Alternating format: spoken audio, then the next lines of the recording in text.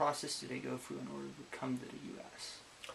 So the refugee program in the world is run by the United Nations, okay?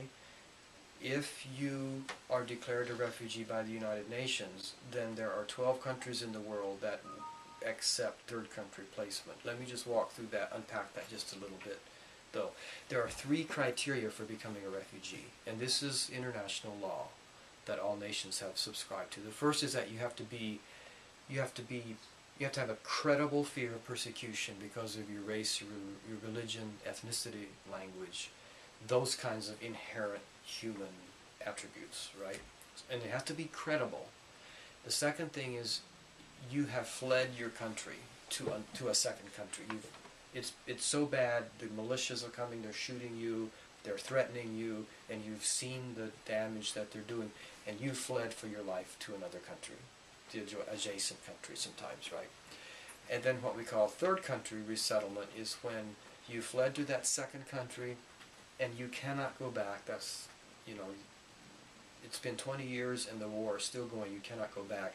And then if you're given refugee status, maybe a third country will resettle you.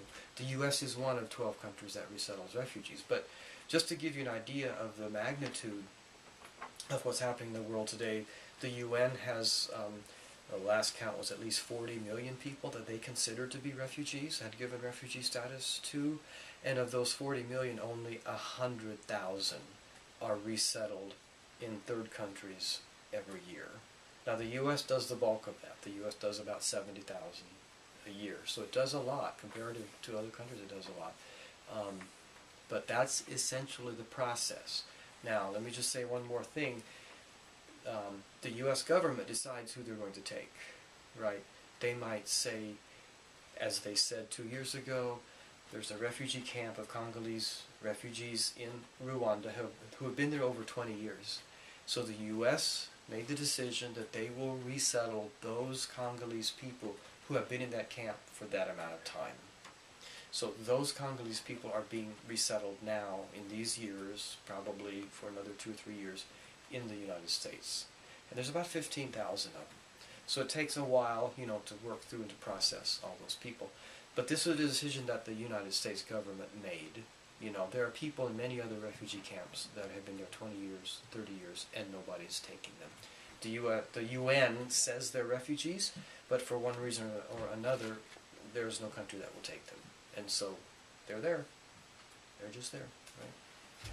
So it's a kind of a two-pronged process. The UN usually declares them refugees or not, and then a country like the US, Canada, Australia, New Zealand, and the other countries that do this will say, yes, we'll take them, or no, we won't. If they say yes, then the US has a whole other set of vetting process, which is complicated, and 4 or 5 different departments of the federal government are involved, and it's a long, it takes 2 or 3 years to get here. Once the UN says you're a refugee, and the government has said, yes, we will consider taking these people.